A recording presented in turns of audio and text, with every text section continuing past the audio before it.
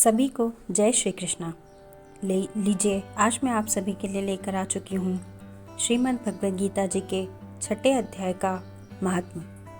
आइए जानते हैं। भगवान श्री कृष्ण कहते हैं, सुमुखी, अब मैं 6 अध्याय का महात्म्य बतलाता हूँ, जिसे सुनने वाले मनुष्यों के लिए मुक्ति करतलगत हो जाती है। गोदावरी नदी के तट पर प्रतिष्ठानपुर नामक एक विशाल नगर है, जहाँ मैं स्वयं पिप्पलेश के नाम से विख्यात होकर रहता हूँ। उस नगर में जानश्रुति नामक एक राजा रहते थे, जो भूमंडल की प्रजा को अत्यंत प्रिय थे। उनका प्रताप मार्तंड मंडल के प्रचंड तेज के समान जान पड़ता था। प्रतिदिन होने वाले उनके यज्ञ के धुएं से धनवन के कल्पवृक्ष इस प्रकार काले पड़ गए थे, मानो राजा की असाधारण दानशीलता देखकर वे लज्जित हो रहे हों। उनके यज्ञ में प्राप्त पुरोडाश के रसस्वादन में सदा आसक्त होने के कारण देवता लोग कभी प्रतिष्ठानपुर को छोड़कर बाहर नहीं जाते थे।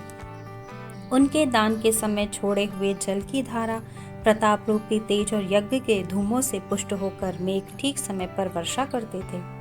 उस राजा के शासन काल में खेती में होने वाले 6 प्रकार के उपद्रवों के लिए कहीं थोड़ा भी स्थान नहीं मिलता था और अच्छी नीतियों का सर्वत्र प्रसार होता था।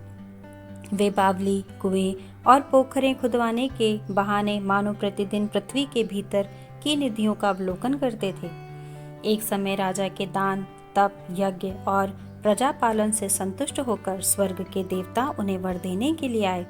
वे कमलनाल के समान उज्ज्वल हंसों का रूप धारण कर अपनी पांखें हिलाते हुए आकाश मार्ग से चलने लगे। बड़ी उतावली के साथ उड़ते हुए वे सभी हंस परस्पर बातचीत भी करते जाते थे। उनमें से भद्राश्व आदि 2-3 हंस वेग से उड़कर आगे निकल गए।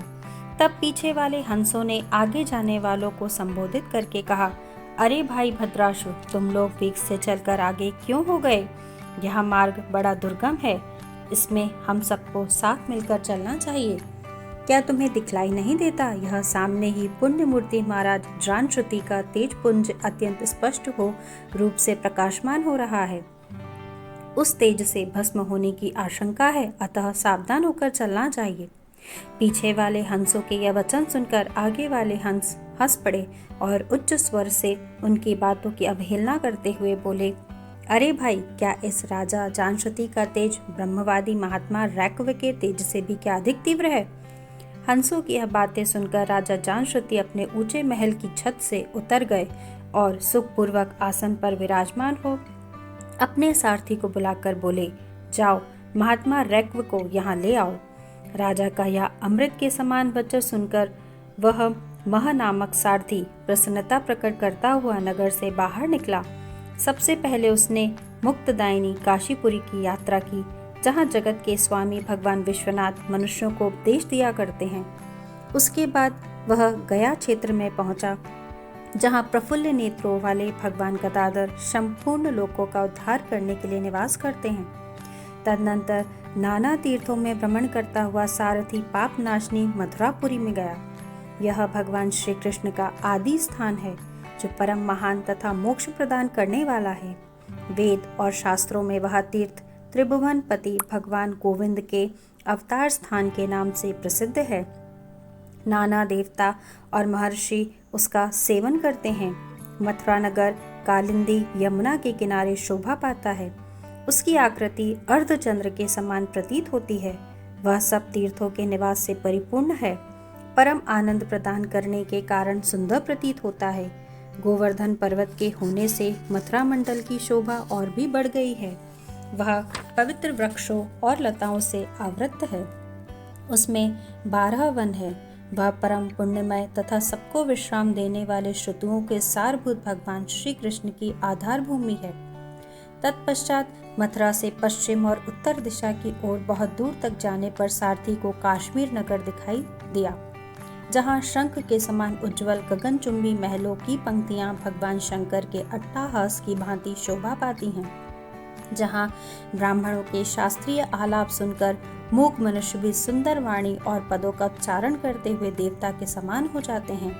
जहाँ निरंतर होने वाले यज्ञ धूम से व्याप्त होने के कारण आकाश मंडल मेघों से धुलते रहने पर भी अपनी कालिमा नहीं छोड़ता।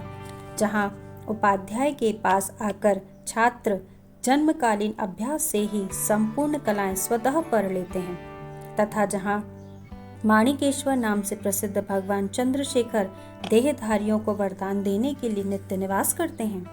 कश्मीर के राजा मणिकेश्वर ने दिग्विजय में समस्त राजाओं को जीतकर भगवान शिव का पूजन किया था, तभी से उनका नाम माणिकेश्वर हो गया था।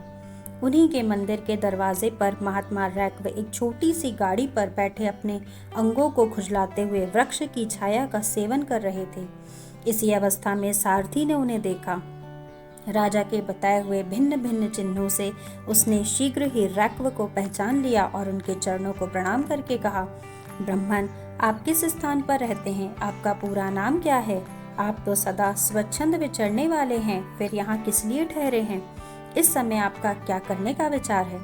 सारथी के यह वचन सुनकर परमानंद में निमग्न महात्मा रैक्व ने कुछ सोचकर उससे कहा, यद्यपि हम परिपूर्ण हैं, हमें किसी वस्तु की आवश्यकता नहीं है, तथापि कोई भी हमारी मनोवृत्ति के अनुसार परिचर्या कर सकता है। रैक्व के हार्दिक अभिप्राय को आदर पूर्वक ग्रहण करके सारथी धीरे से राजा के पास चल दिया। वहां पहुंचकर राजा को प्रणाम करके उसने हाथ जोड़ सारा समाचार निवेदन किया। उस समय स्वामी के दर्शन से उसके मन में बड़ी प्रसन्नता थी। सारथी के वचन सुनकर राजा के नेत्र आश्चर्य से चकित हो उठे। उनके हृदय में रैक्व का सत्कार करने की श्रद्धा जागृत हुई। उन्होंने 2 खच्चरियों से जुती हुई एक गाड़ी लेकर यात्रा की, साथ ही मोती के हार, अच्छे अच्छे वस्त्र और 1 सहस्त्र गौएं भी ले ली। कश्मीर मंडल में महात्मा रैक्व जहाँ रहते थे उस स्थान पर पहुंचकर राजा ने सारी वस्तुएं उनके आगे निवेदन कर दी और पृथ्वी पर पड़कर साष्टांग प्रणाम किया। महात्मा रैक्व अत्यंत भक्ति के साथ चरणों में पड़े हुए राजा जानश्रुति पर कुपित हो उठे और बोले, रे शूद्र, तू दुष्ट राजा है, क्या तू मेरा वृत्तांत नहीं जानता? यह खच्चरियों से जुती हुई अपनी ऊंची गाड़ी ले जा, ये वस्त्र, ये मोतियों के हार और ये दूध देने वाली गौएं भी स्वयं ही ले जा। इस तरह आज्ञा देकर रैक्व ने राजा के मन में भय उत्पन्न कर दिया। तब राजा ने शाप के भय से महात्मा रैक्व के दोनों चरण पकड़ लिए और भक्ति पूर्वक कहा, ब्राह्मण, मुझ पर प्रसन्न होइए। भगवान, आपने यह अद्भुत महात्मा कैसे आया? प्रसन्न होकर मुझे ठीक ठीक बताइए। रैक्व ने कहा, राजन, मैं प्रतिदिन गीता के 6 अध्याय का जप करता हूँ, इसी से मेरी तेजो राशि देवताओं के लिए भी दुस्सह है। तदनंतर परम बुद्धिमान राजा जानश्रुति ने यत्न पूर्वक महात्मा रैक्व से गीता के 6 अध्याय का अभ्यास किया। इससे उन्हें मोक्ष की प्राप्ति हुई। रैक्व पूर्ववत मोक्षदाय गीता के 6 अध्याय का जप जारी रखते हुए भगवान माणिकेश्वर के समीप आनंद मग्न हो रहने लगे। हंस का रूप धारण करके वरदान देने के लिए आए हुए देवता भी विस्मित होकर स्वेच्छानुसार चले गए। जो मनुष्य सदा इस एक ही अध्याय का हमेशा जप करता है, वह भी भगवान विष्णु के ही स्वरूप को प्राप्त हो जाता है, इसमें तनिक भी संदेह नहीं है। यह था श्रीमद् भगवद गीता जी के 6वें अध्याय का पूरा महात्म्य। अब आप 7वें अध्याय के महात्म्य को सुनने के लिए चैनल पर बने रहिए और लाइक, सब्सक्राइब और एक कमेंट में ज़रूर लिखिए कि आपको ये महात्म्य कैसे लग रहे हैं। धन्यवाद। जय श्री कृष्णा, जय श्री कृष्णा।